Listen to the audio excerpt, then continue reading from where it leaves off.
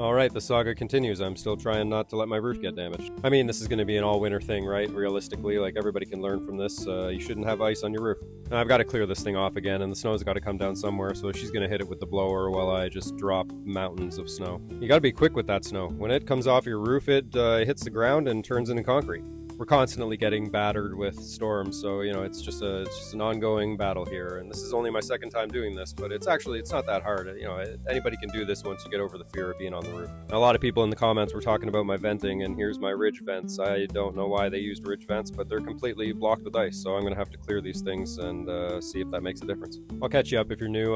We're taking over this property. It was an abandoned family property. Nobody was taking care of it for over 10 years. We had the roof redone, but we still have some problems going on. Now, something that I learned is that you definitely want to take the time to push the snow in a direction that's not in a walking path below your roof, because well, yeah, like I said, it turns to concrete as soon as it hits the ground. So if you've never done this, think of it this way: you're either going to spend the time pushing it in the right direction, or spend the time moving the concrete after you pushed it into your walking path. And I didn't listen to my own strategy. When you're up there, eventually you get tired and you start pushing it where you shouldn't. But yeah, don't do that. Learn from my mistake. Now, like, you shouldn't have to clear your roof off every year if you don't have leaking heat issues, but I've got heat coming out of the attic that shouldn't be, and it's melting the snow and causing ice on my shingles, and that's making ice damming happen, and that's going to damage my roof if I'm not careful. It's also pretty important, if you're doing this, that you don't walk all over the shingles. You should leave a nice little layer between you and the actual roof. In my case, I got about a ½ inch of ice on the roof, and I have some grip protection on the bottom of my boots, so I'm good, and they're not damaging the shingles. And we got some snow, so this shouldn't be a problem. It's waist high in some areas, so we'll just go this way.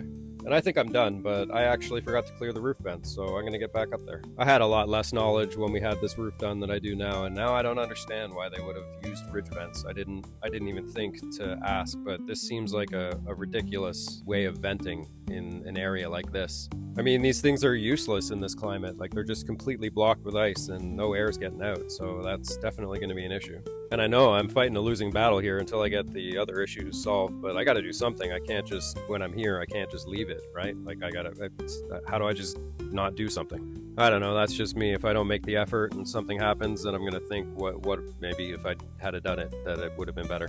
So there we go. Here they are. They're all clear, and now we got some venting happening on this side at least. Now, like I said, this is going to continue. I got to get on the other side of the roof and clear some of that off tomorrow, but we got a lot done today. We got the deck cleared twice. We got the boathouse cleared. But my day is not over yet. I got to go clear some of that concrete. But if you like this video and you like watching a guy who never used to have any experience doing this stuff, but learning how to do it and figuring it out, then keep watching.